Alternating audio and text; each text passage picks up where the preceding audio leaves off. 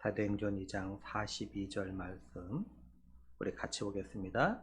그들이 사도의 가르침을 받아 서로 교제하고 떡을 떼며 오로지 기도하기를 힘쓰니라. 46절 날마다 마음을 같이하여 성전에 모이기를 힘쓰고 집에서 떡을 떼며 기쁨과 순전한 마음으로 음식을 먹고 하나님을 찬미하며 또 온 백성에게 칭송을 받으니 주께서 구원받는 사람을 날마다 더하게 하시니라. 아멘.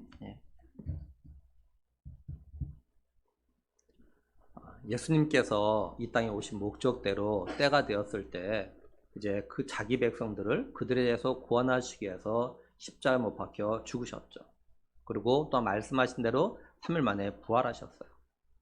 부활하신 예수님께서 40일 동안 세상에 계시면서 사람들에게 부활하신 자신을 갖다 보이셨고, 그리고 하나님 나라의 일을 갖다 말씀하셨습니다.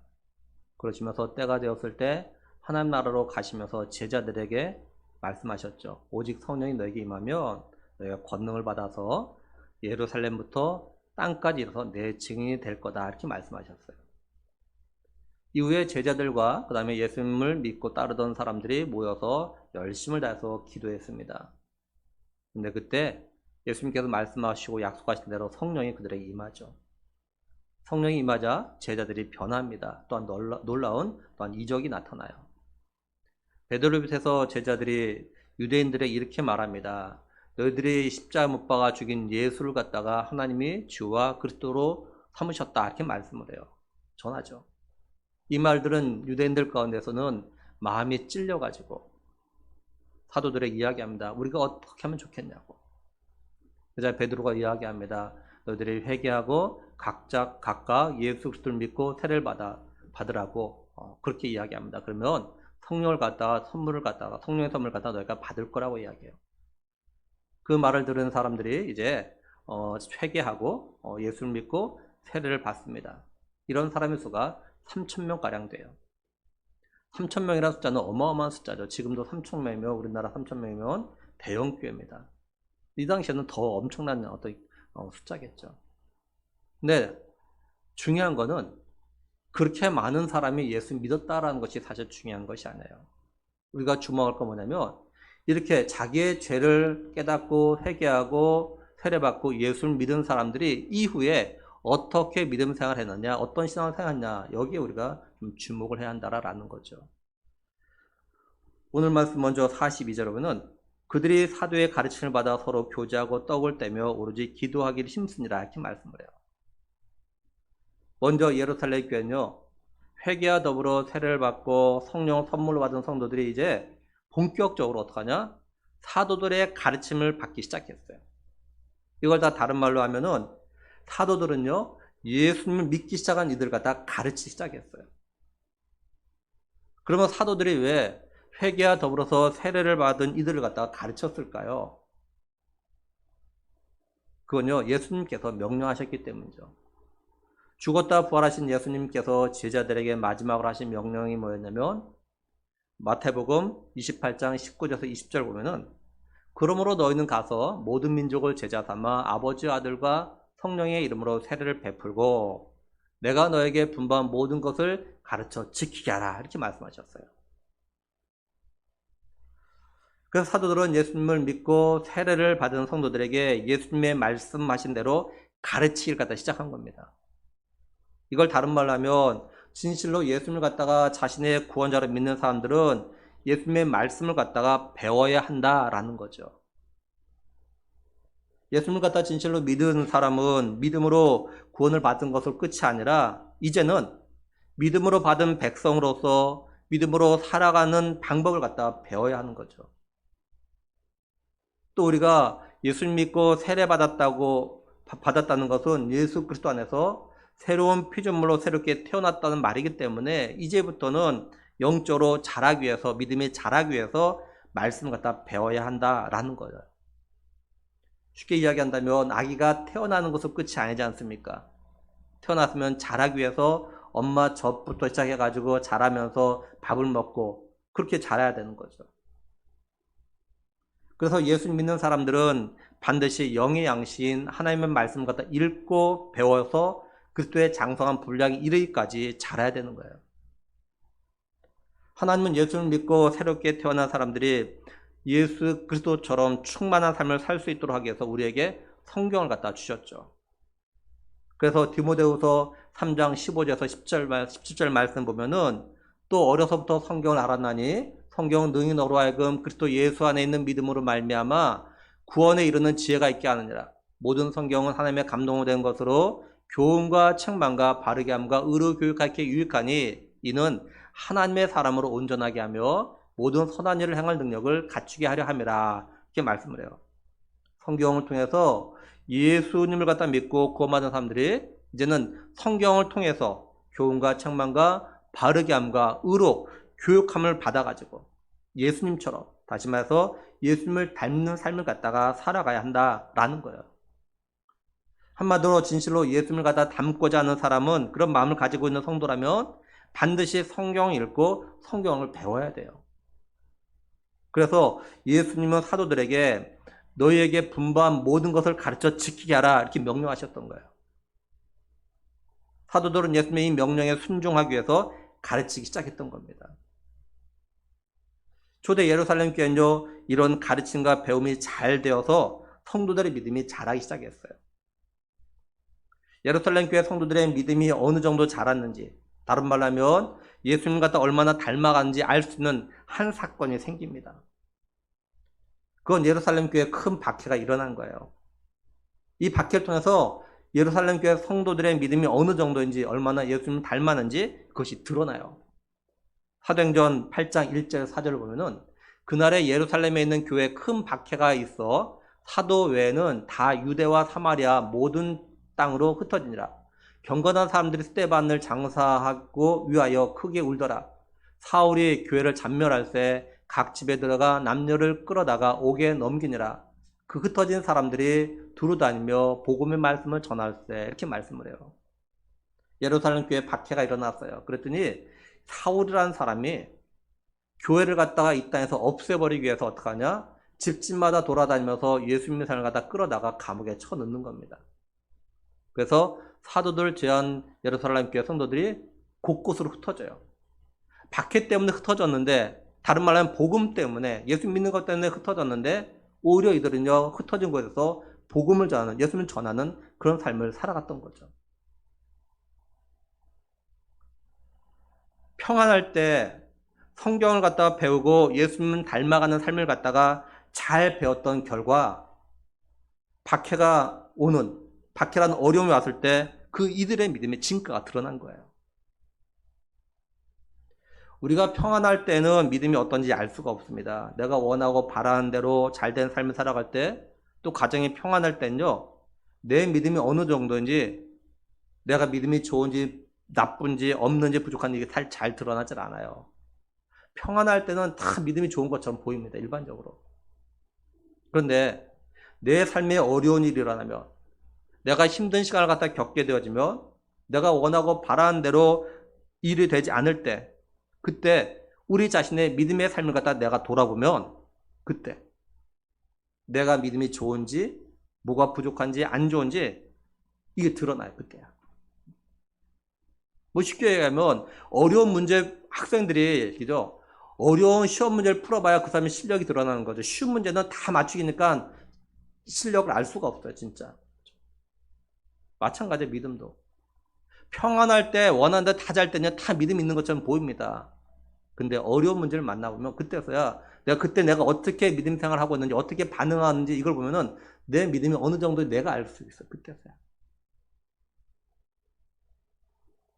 그러니까 우리는 내 삶에 평안할 때, 내 삶에 문제가 없을 때, 내가 원하는 데 모든 건 잘 될 때 더욱더 말씀 듣고 배우는 일에 열심을 다해야 되는 거예요. 그래서. 근데 세례를 받고 예수를 믿는다고 하면서 평상시에 성경을 읽지 않고 배우지 않으면 비록 예수 믿어서 새롭게 태어났지만 믿음이 자라질 않아요.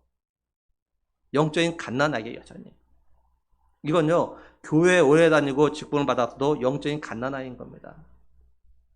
그래서 오늘날 교회마다 예수 믿는 사람 많은데 자라지 못하고 영적 갓난아기만 잔뜩 있어요, 교회마다. 좀 자라가지고 뭔가를 주님을 위해서 뭔가를 해야 되고 교회를 뭔가 해야 되는데 영적 갓난아기만 잔뜩 있어요. 그러니까 뭐 할 수가 없는 거예요. 할 수가. 근데 이런 모습이 성도 개인에게도 있지만 교회 공동체도 이런 것들이 있어요. 교회가 세워진 지 오래되어졌지만 마치 개척교회 같은 그런 교회가 있습니다. 반면에 개척교회인데 교회가 오래된 것 같은 그런 교회가 있어요. 이건 교회 공동체를 구성하는 성도들이 얼마나 하나님의 말씀을 갖다 듣고 배워서 믿음이 자라고 성숙해졌냐에 따라서 달라지는 겁니다. 우리 교회가 세워진 지 횟수로는 43년, 그러니까 중년입니다. 그러니까 여러모로 영향력을 끼칠 수 있는 그런 나이인 거죠. 이건 교회 규모가 꼭 커야만 영향을 끼치는 건 아닙니다. 작으면 작은 대로 영향력을 끼칠 수 있어요.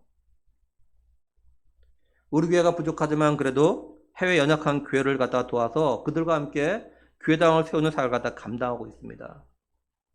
작년까지 우리 교회 성도들의 힘으로 해외 6교회를 갖다 함께 세웠어요.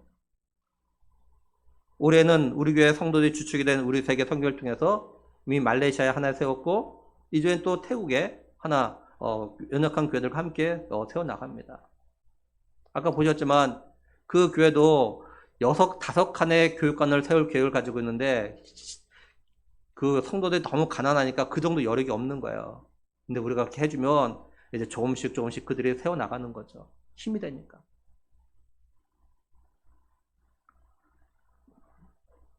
그러니까 우리 교회가 단독으로 할 때도 그랬고 우리 세계 선교회의 정기 후원자가 되셔서 함께 하신 분들 보면 모두 자원해서 합니다. 제가 헌금을 갖다 강요하는 것이 아니라 권면했을 때 기도하면서 성령의 감동하심에 따라서 매월 같이 기도하고 후원 헌금을 보내주셨기 때문에 이런 사역을 갖다 하고 있는 거죠. 이건 그만큼 성도들이 예수님을 갖다 닮아가고 있다는 거고 그만큼 성숙해져 가고 있다는 겁니다. 그러니까 우리 교회가 뭐 이곳에서는 그렇게 큰 어떤 영향력이 별로 없을지 모르지만 해외에서는 조금이나마 영향력을 갖다 끼치고 있다는 그 하나의 증거인 거죠. 이건 우리 교회 청년 이상은요 한 달에 아까 말씀드린 대로 커피 2잔만 덜 마시면 한 달에 10,000원은요 얼마든지 후원하실 수 있어요. 얼마든지 우리 교회가 하나님 나라를 위해서 또 우리 자신들이 하나님 나라를 위해서 귀하게 사역하는데 얼마든지 헌신할 수가 있다라는 거죠. 마음만 있으면 할 수 있어요. 마음만 있으면. 우리 교회에서 신앙생활 하시는 모든 분들은 좀 계속해서 말씀을 듣고 배우는 일에 좀 열심을 내서 예수님을 갖다 최대한 닮아가려고 노력하는 그런 은혜가 있었으면 정말 좋겠습니다. 그리고 우리 교회가 예수님의 명령에 따라서 땅까지 증인의 역할을 더 많이 감당하는 그런 교회가 될 수 있도록 선교한 일에 동참하는 우리 모든 성도와 청년들이 될 수 있기를 예수님의 이름으로 축복합니다. 이제 다음으로 예루살렘 교회 성도들이 뭐 했냐면 서로 교제하기 시작합니다. 여기에 교제라고 해석된 헬라어는 어떤 뜻이냐면요. 동료의식, 사귐, 공유 이런 뜻이 있어요. 근데 이 단어가 어떤 단어에서 나온 거냐면요. 친구, 배우자 이런 단어에서 나온 거예요. 이게. 그러니까 성도들이 서로 교제할 때는요. 마치 배우자처럼 친구처럼 교제했다는 거예요. 이게. 일반적으로 사람들은 이런 것들 있죠. 자신의 배우자나 자신의 절친과는 서로 공유하는 것이 많이 있어요. 서로 숨기지 않냐고 자신의 마음 아주 편하게 자신의 생각과 또한 자신의 계획을 갖다 말하고 의논하고 조언을 듣기도 하고 그러면서 같은 생각을 갖다 이제 공유하죠. 또 서로 인정해주고 도와주고.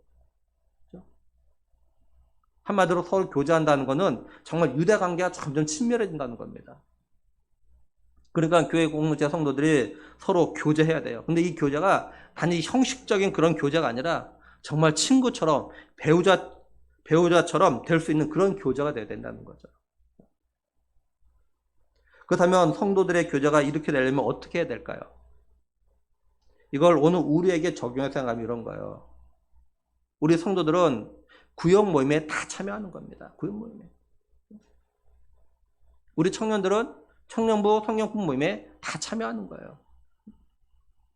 우리가 이런 모임에서 서로의 생각을 갖다 나눔을 통해서 서로 갖다 더 알아가게 되어지고, 그러면서 때로는 도움을 받기도 하고 도움을 주기도 하면서 함께 믿음이 자라고 성숙해지는 거예요. 우리가 서로 교제해야 내 부족함이 뭔지를 알게 되어집니다.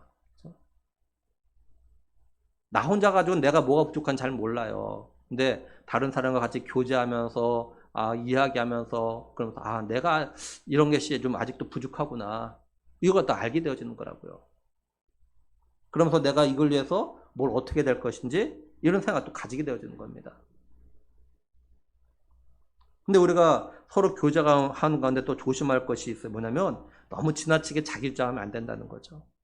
다시 말해서 내 생각만 옳다고 자꾸 주장하고 그걸 갖다 자꾸 관철시키려고 하면 성도 간에 이 교제가 안 돼요. 제대로 교제가 안 돼요. 교제가 깨어지죠. 서로 인정할 건 인정하고 배려하면서 존중해주면서 그래야 돼요. 자꾸 누군가 가르치려고 해버리면 그 모임이 제대로 되지 않습니다. 교회 공동체에 서로 교제가 필요한 이유가 뭐냐면 혼자서는요 믿음이 자라지 않기 때문에 그래요. 혼자 믿음 생활하면 믿음이 자라다가 멈춥니다. 균형 잡힌 그런 믿음의 사람이 될 수가 없어요. 자기 혼자만의 생각 가지고 살아가는 사람은요 외골수가 되기 쉽습니다. 믿음 생활도 마찬가지예요. 그렇죠? 정말 균형 잡힌 성도가 되려면 교제를 해야 돼. 교제. 그러면서 내가 부족한 것이 뭔지, 내가 잘못된 것이 뭔지, 내가 어디가 뭐가 났는지 같이 부딪히면서 다듬어지는 거게 정말 균형 잡히는 거예요. 그러니까 나 혼자 믿음 생활 할 수 있는 것이 아닙니다. 만약에 그렇다면 하나님께서 교회 공동체에 세울 이유가 없으신 거예요.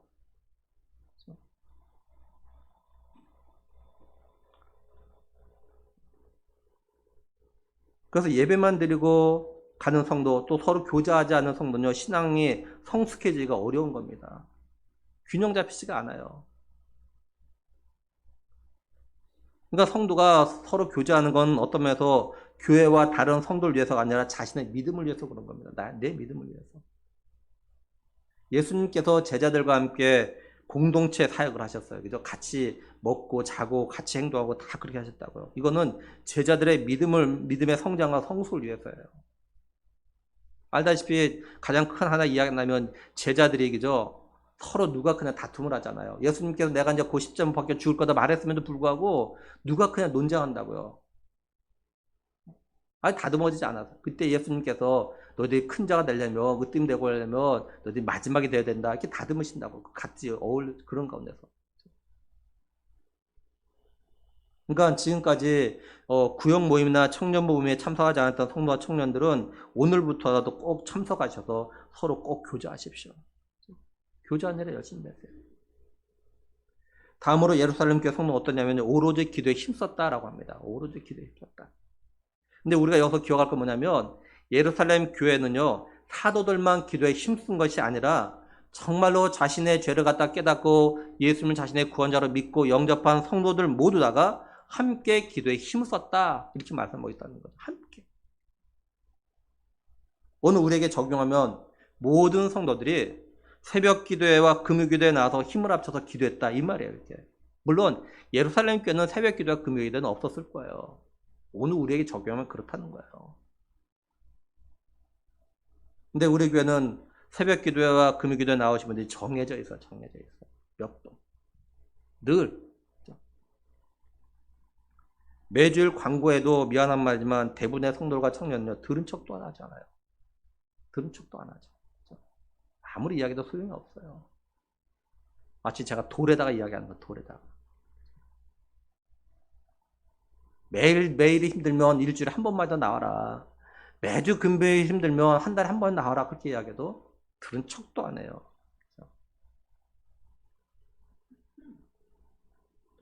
성도가 기도하지 않으면 또 교회 공동체의 기도가 끊어지면 그 성도와 교회 공동체는 죽은 거나 마찬가지예요. 왜냐하면 우리가 기도는 영적 호흡이라고 말하기 때문이죠. 사람들이 호흡이 끊어지면 죽습니다. 죽은 사람은 절대 호흡하지 않아요. 우리가 호흡하는 게 힘들다고 호흡하는 걸 멈추면 죽기 때문에 우리가 살아있는 한 호흡을 갖다 쉬지 않는 거잖아요. 마찬가지로 우리 성들과 청년들이 자신의 영혼이 매 순간 매일마다 순간마다 살려면 기도해야 됩니다. 기도에 힘을 써야 돼요. 그래서 성경은 뭐라고 말씀합니까? 쉬지 말고 기도해라 이러는 거예요. 쉬지 말고 기도해라. 호흡이 끊을 죽으니까, 그죠? 호흡을 해야 사니까 쉬지 말고 기도해라. 그래도 쉬지 말고 기도하라는 것이 뭐 맨날 교회 와가지고 그런 말은 아니죠, 그죠? 그리고 교회 공동체가 함께 기도에 힘을 써야 우리 교회가 영적으로 살아서 교회로서의 사명을 갖다가 감당할 힘이 생기는 거야, 힘. 우리 성도들과 청년들을 자신들의 믿음을 한번 잘 보세요. 믿음상을 잘 보세요. 내가 믿음상을 지금 어떻게 하고 있는가? 기도하지 않는 사람은요, 믿음의 삶에 힘이 없습니다. 잘 보세요. 기도 생활 잘하는 사람은요, 그래도 힘이 있습니다. 믿음의 힘이. 어렵고 힘들어도 그 믿음의 힘이 있어요. 근데 기도 생활 안 하는 사람은요, 힘이 없어요. 믿음의 힘이 없습니다. 쉬운 예로 몸이 병든 사람은요, 호흡하는 것도 힘들어 합니다. 영적으로 병든 성도는요, 기도하는 걸 힘들어 합니다. 기도를 하지 않으려고 해요. 자신이 기도 생활을 갖다 제대로 하지 않는 성도는요, 사실 영적으로 병들어 있어서 그런가요? 그냥 안 하는 것이 아닙니다. 지금 영적으로 병들어 있기 때문에 기도 생활을 갖다 안 하는 거라고요. 사람이 살려면 억지로라도 숨을 내쉬어야 되듯이 우리 성도들과 청년들이요, 영적으로 살려면 억지로라도 기도해야 돼요. 억지로라도 새벽 기도에, 금요 기도에 나와서 함께 기도해야 돼요. 우리 교회가 기도에 힘쓰는 그런 공동체가 되길 정말 원합니다. 우리 성도들과 청년들이 함께 기도에 힘쓰기를 또한 간절히 소망합니다. 다음으로 46절 보면은 날마다 마음을 같이하여 성전에 모이기를 힘쓰고 집에서 떡을 떼며 기쁨과 순전한 마음으로 음식을 먹고 이렇게 말씀을 해요. 예루살렘 교회 성도들은요, 날마다 마음을 같이해서 성전에 모이기를 힘썼다. 그래, 성전에 모이기를 힘썼다. 우리말로 하면 어떻게 되는 겁니까? 어떻게 하든지 간에 공예배에 빠지지 않으려고 노력한다 이 말이에요. 여기 힘쓰다라고 했을 땐 헬라어가 가지고 있는 뜻이 뭐냐면요, 고집하다, 집착하다, 몰두하다 이런 뜻입니다. 이게 힘쓰다가 막 내 힘쓰 이것이 아니라 막 집착하는 거, 고집 피우는 거예요. 거기 몰두하는 겁니다.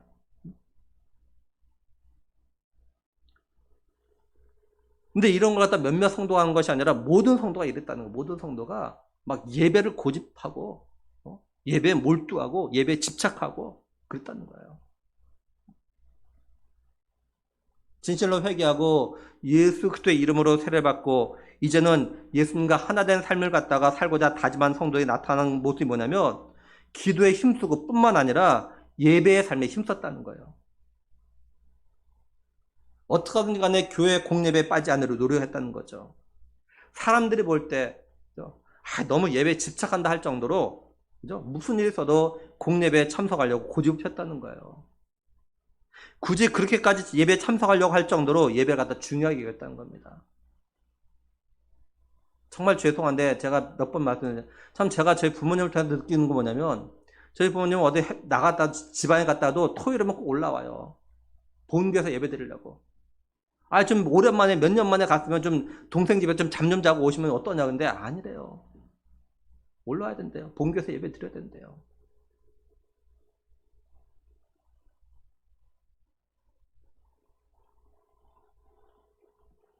그러니까 무엇보다도 교회 공예배가 우선이라는 거죠. 이게 힘쓰는 거야, 이게. 내가 시간이 있으면 참석하고 내가 볼 일 있으면 참석하지 않는 것이 아니라 시간이 없는 가운데 또 예배에 나오고 내 볼 일과 약속을 갖다 예배를 드린 후로 넘기는 거, 이것이 힘쓰는 거라고, 이게. 히브리서 10장 25절 보면 모이기를 패하는 어떤 사람의 습관과 같이 하지 말고 오직 권하여 그날이 가까움을 볼수록 더욱 그리하자 이렇게 말씀돼요. 공동원적 개정판은. 그리고 어떤 사람들처럼 같이 모이는 일을 폐지하지 말고 서로 격려해서 자주 모입시다. 더구나 그날이 가까이 오는 것을 아는 이상 더욱 열심히 모이도록 합시다. 이렇게 번역했어요. 우리가 많이들 이야기하자 지금 마지막 때다, 점점 때가 악해진다, 뭐 있으면 오실 날에 가까워오고 있다. 물론 언제인지 모르지만 우리 일단 그건 알고 있어요. 그렇다면 뭐예요? 모이기 힘써야 돼요. 모이기 힘써야 돼요. 자꾸 안 모이려고 하고, 어느 교회는 안 모이는데 누구는 안 하는데 뭐 자꾸 이런 거 따라하지 말고, 그죠? 모이기 힘쓰는 거. 어떻게 하면 모일까? 그 힘을 쓰라는 거죠.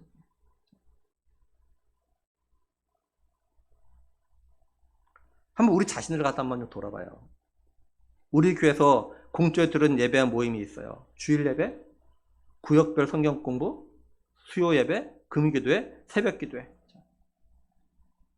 이런 공짜 들은 예배 나는 얼마나 참석하며 드리고 있는가?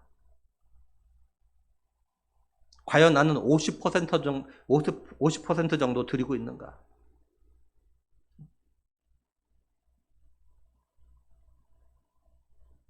교회에서 공식적으로 드리는 예배에 어떻게든지 빠지지 않으려고 힘쓰는 성도는요, 믿음이 자라게 되어져 있어요. 잘합니다. 이렇게 힘쓰는 성도는 예배 시간을 헛되이 보내지 않아요. 예배할 때, 말씀을 들을 때 멍 때리지 않고 딴 생각하지 않습니다. 어떻게 하냐, 말씀에 귀를 기울이려고 노력을 해요. 하나님이 오늘 말씀을 통해 나에게 뭐라고 말씀하시는가 들으려고 집중합니다. 한 말씀도 놓치지 않으려고 때로는 필요한 말씀한테 메모도 합니다. 때로는 주중에 유튜브를 통해 다시 한번 듣기도 합니다. 이게 예배를 위해서 힘쓰는 모습이야, 이게. 이렇게 힘쓰니까 한 해가 지나고 나면 나도 모르게 믿음이 자라는 모습을 갖다 발견하게 되어져요. 나도 모르게. 교회 나온 지 수십 년이 되어도 주일 예배만 드리는 성도와 가능하면 모든 공예배를 드리는 성도는 분명히 차이가 납니다. 성경 공부 모임에 열심히 참여하는 성도와 그렇지 않은 성도도 분명히 차이가 나요.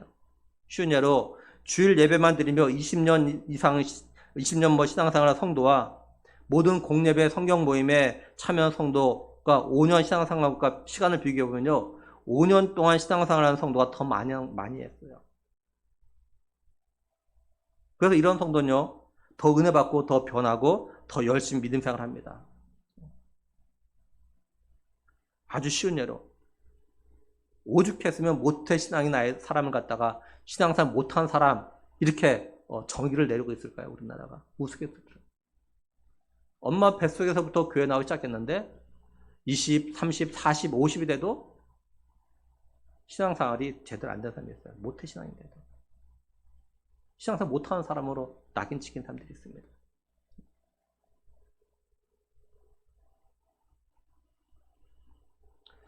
오늘 오후에 임직 예배가 있는데 임직 예배를 준비하면서 임직자 교육을 할 때 제가 그런 이야기 했어요.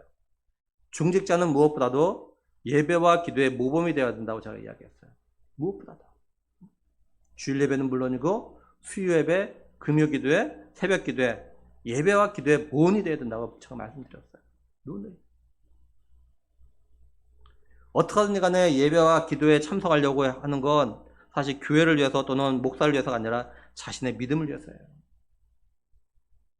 제가 또 중직자 교육하면서 그런 이야기 했어요.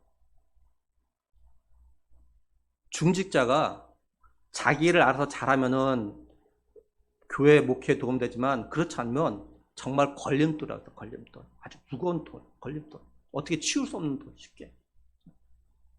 제가 또 이런 이야기 했어요. 제가 집사님들 대하는 것과 권사님, 안수집사님, 장로님 대하는 건 사실 다르다고 이야기했어요. 집사님들 대할 때는 그래도 마음 편하게 이야기하는데 권사님, 안수집사님, 장로님 되면 제가 참 부담스럽습니다. 말하는데도. 정말 조심해요. 더 조심해요. 그러니까 중직자들이 자기 일 갖다 알아서 수술해주면 목회하는데 정말 편하고 교회가 편한데 중직자들이 자기 일 갖다 제대로 수술하지 않으면 어떤 면에서는 목회에 걸림돌이에요. 걸림돌. 어떻게 방법이 없는 거예요.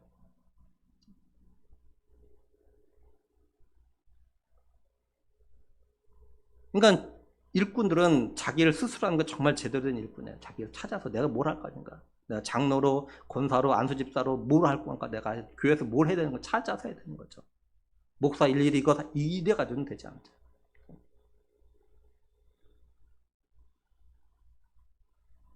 성도들이 믿음이 자라고 믿음이 견고해져야 교회가 부흥하고 교회가 하나님 나라를 위해서 맡기는 사명을 갖다 더 잘 감당할 수 있어요. 그러니까 하나님 나라와 교회에 관심 있는 성도는 자신의 믿음이 먼저 자라야 돼. 내 믿음이 자라야 돼요. 이런 성도는 자신이 제대로 된 믿음의 삶을 갖다 살아야 됩니다. 제대로 된. 지금 우리 교회에서 신앙생활하는 모든 분들이 모든 공예배에 참석하려고 힘쓰는 그런 성도들 되기를 정말 간절히 바랍니다. 다음으로 47절 보면은 하나님을 찬미하며 이렇게 말씀을 해요. 그러니까 지금 예루살렘 교회 성도들이요, 예수를 만나고 구원의 기쁨을 가진 다음에 나타난 변화 가운데 하나 뭐냐면 여들의 입술에 찬양이 넘치나요. 찬양이. 찬송은 곡조 있는 기도라고 하지 않습니까? 그죠? 근데 의외로 우리 성도들이나 청년들이 이렇게 찬양하는 걸 별로 좋아하지 않는 것 같아요. 보면. 그러니까 주일 오후에도 같이 찬양해야 되는데 잘 하지 않아요. 제가 언제부턴가 이제 몇 년 된 저도 기억도 안 나지만 주일날 오후 예배 안 드리고 찬양을 30분 합니다. 왜 그럴까요? 왜 30분씩이나 찬양할까요? 찬송가나 복음성의 가사를 갖다가 잘 보면 어떠냐면 우리의 마음을 갖다가 대변하는 것 같아요. 어떤 때는. 그죠? 대변합니다. 그래서 우리가 찬송 부르면서 찬송가 가사에 때로는 복음성 가사에 은혜 받는 거 그런 거 아닙니까? 때로는 그 찬양을 부르면서 그 가운데서 성령께서 내게 하신 음성을 다 들을 때가 있어요. 또 찬송을 하거나 복음성 부르는 가운데서 그 가사를 통해서 하나님께 우리의 촉구하신 거 너 회개하라고. 이런 삶을 살아가라고. 그러니까 찬양을 부르면서 찬양의 가사를 음미하면서 우리가 찬양을 부르게 되면 그 가사 찬양하는 가운데 은혜를 받아요. 또 내가 어떻게 믿음의 삶을 살아야 되는지 그걸 통해서 또 깨닫게 되어주고 결심도 하게 되어주고요.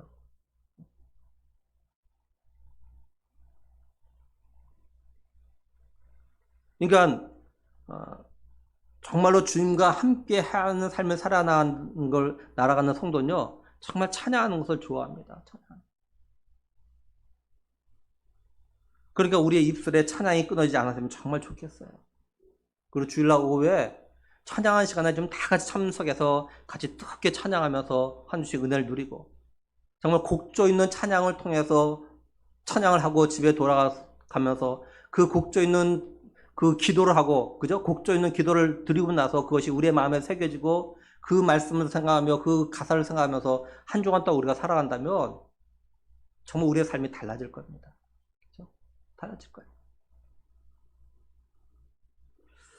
이제 예루살렘 교회가 이런 삶을 살자 어떤 일이 생겼냐? 47절 계속 보면은 온 백성에게 칭송을 받으니 이렇게 말씀을 해요. 쉽게 말해서 뭐예요? 성도들의 모습이 막 변하고 달라지니까 예수님 안 믿는 주변 사람들이 다르게 봤다는 거죠. 어떻게 저렇게 나하고 다를까? 어떻게 저렇게 어려운 날도 저렇게 찬송을 할까? 어떻게 기뻐할까? 다르게 본다는 거죠. 이 초대교회 분위기를 갖다가 이 당시에 총독이었던 플리니우스가 그 트라이안 황제에게 이제 편지를 보내는 가운데서 한 약간 드러난 일이 있어요. 이 트라이안 황제는 박해를 했는데 박해 가운데서 기독교인들이 이제 그걸 피해가지고 자기들끼리 모여서 이제 모임을 갖는 이유를 갖다가 이 총독이 이제 조사하게 했어요. 조사하고 내린 결론으로 편지에 뭐라고 썼다고 하냐면 그들은 법 이상을 실천하는 사람들, 이런 보고 내용이 있답니다. 법 이상을 실천하는 사람. 법 이상을 실천하는 사람. 그러니까 이 정치인, 이 총독이 예수님 믿는 사람들은 다르구나. 정말 초대교회 기독교인들은 영적 윤리적인 삶이 이 교회 안 나는 사람과 다르구나라는 것 같다. 이 정치가 인정했다는 거죠. 다르다는 거. 그러니까 우리 성도들이 우리 교회가 예수님 믿지 않는 사람들에게 칭찬을 좀 들어야 돼요. 그렇죠? 예수님 믿지 않는 사람들에게 사람들이 입술을 통해서 자신과 다르다는 칭찬이 나올 때 그럴 때 사실 전도가 시작되는 거죠. 오늘날 우리나라의 기독교 이미지가 별로 안 좋습니다. 교회 이미지가 별로 안 좋아요. 그러니까 우리 교회 성도들이 자신 있는 곳에서 칭찬 듣는 삶을 갖다 살아가지고 교회 이미지를 갖다가 새롭게 하려는 노력을 해야 됩니다. 그렇다고 일부러 교회 이미지를 갖다 좋게 하려고 노력하라는 이런 말은 아닙니다. 무슨 말이냐면 우리 성도들은요, 당연히 예수님 안 믿는 사람들과는 달라야 됩니다. 선하고 본인의 삶을 살아야 돼. 이거 당연한 거예요. 뭐 내가 막 노력하려고 하지 않아도 그냥 그 삶이 그래야 돼. 사실은 삶이. 그냥 자연스럽게 몸에 대한 어떤 그런 예수님이 안 믿는 사람과 다른 것이 그냥 나타나야 되고, 이거는 막 내가 노력한 차원이 아니라, 막 일부러 막 잘 보이려고 뭐 이러란 말이 아니에요. 내가 일부러 잘 보이려고 뭐 착한 척하고 선한 척하는 건요, 이거는 언제 가면 다 드러납니다. 거짓이 다 드러나요. 그냥 내 삶이 예수님 안 믿는 사람과 달라야 돼, 그냥요.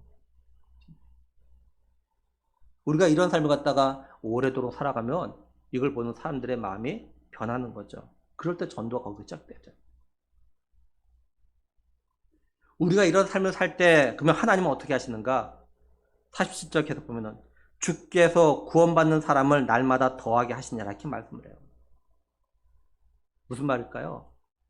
내가 막 열심히 전도하고 막 그런다고 사실 전도가 되는 것이 아니라 하나님께서 우리 성도들이 정말 예수님 만나고 변화된 삶을 살아가고 또 그런 은혜 삶을 살아갈 때 그걸 보실 때 그때야 날마다 구원받은 사람을 갖다 더하게 하시나 그 교회를 부흥시켜주는 이런 말인 거죠, 사실은. 이렇게.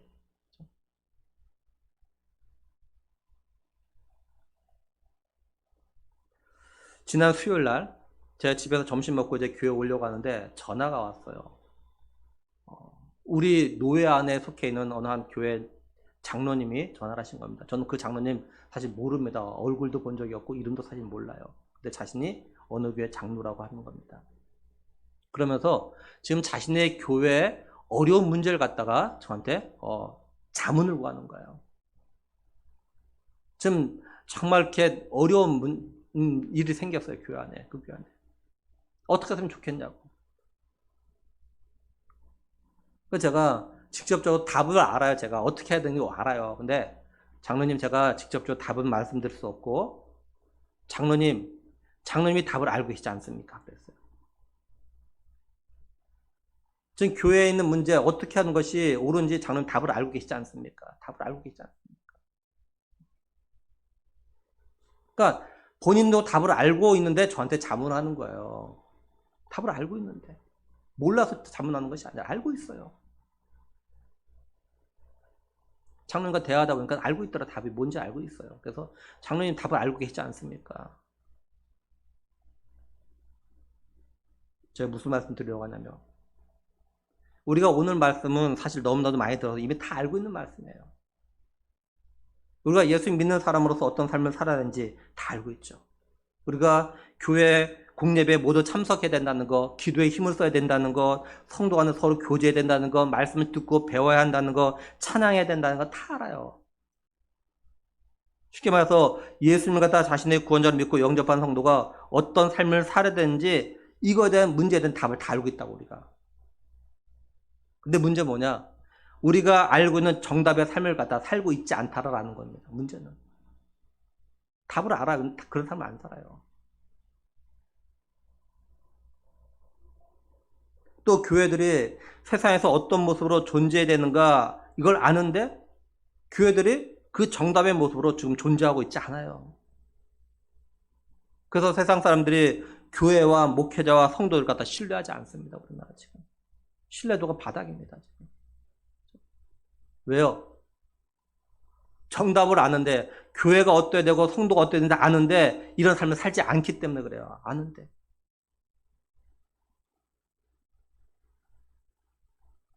우리가 오늘 교회 43주년 감사 예배를 드리면서 생각해 볼 것이 있습니다.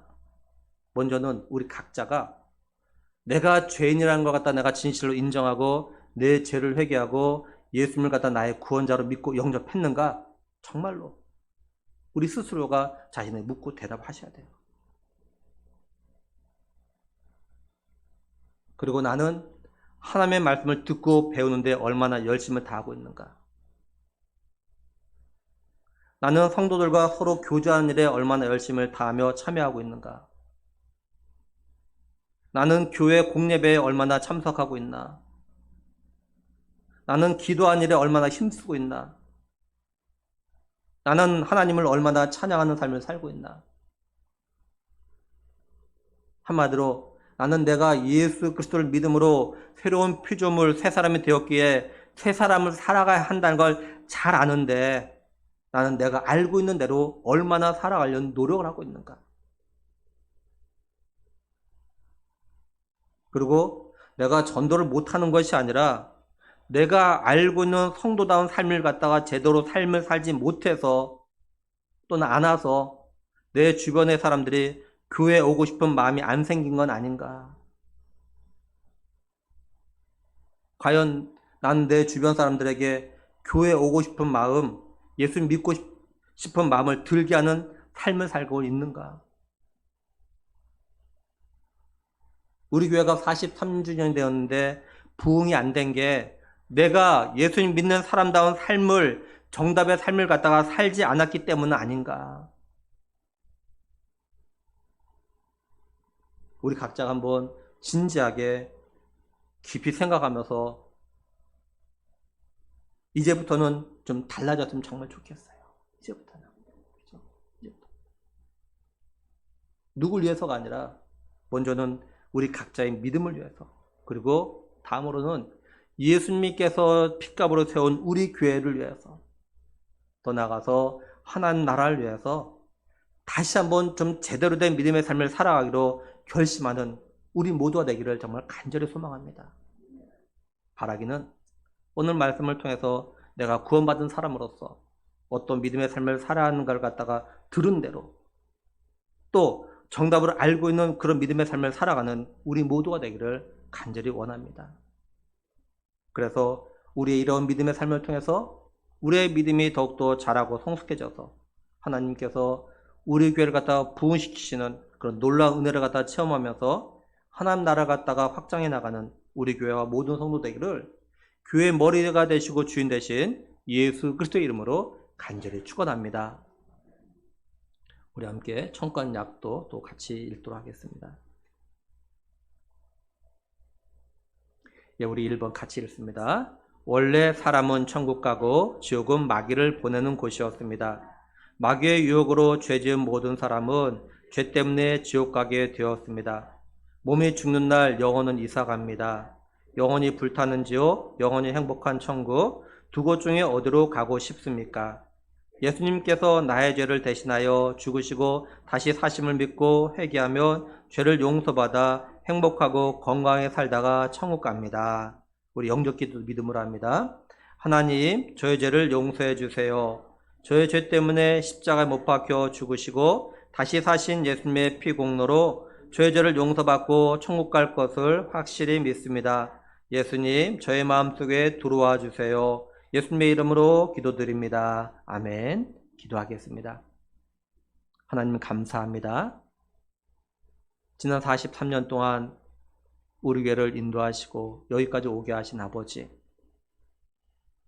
우리 교회가 부족하고 연약하지만 그래도 우리 교회에 주신 사명에 따라서 하나님 우리보다 더 연약한 교회들을 갖다가 섬기며 도우며 그들과 함께 하나님 나라를 위하여서 사역을 감당하게 하신 하나님께 또한 감사함을 드립니다. 하나님, 우리 교회가 하나님이 기뻐하신 일을 갖다 더 많이 할 수 있는 그런 교회, 그런 성도가 될 수 있도록 우리에게 또한 은혜를 주시옵소서. 하나님, 우리가 어떻게 살아가는 것이 정말로 예수님 만난 사람의 삶인지, 정말로 예수님 믿는 성도의 삶인지 아는 대로 우리가 같이 말씀을 듣고 배우는 일에 열심을 다하고 또 예배하는 것을 열심을 다하고 기도하는 것을 열심을 다하고 성도 간에 서로 교제하는 것을 열심히 다하고 하나님을 찬양하는 것을 열심을 다할 수 있는 우리의 삶이 이런 삶을 통해서 하나님을 기쁘시게 됨으로 인해서 하나님께서 우리 교회 날마다 구원받은 자를 갖다 더하게 하시는 그런 은혜를 누리는 우리가 되게 하여 주시옵소서. 하나님, 그래서 하나님께서 우리 교회를 통해서 하시고 싶으신 그 놀라운 일들을 우리가 다 감당하고 남는 그런 아버지 교회가 될 수 있도록, 그런 성도가 될 수 있도록 복 주실 간절히 원하옵고 우리 주 예수 그리스도의 이름으로 기도드리옵나이다. 아멘. 우리 찬송가 210장 드리겠습니다.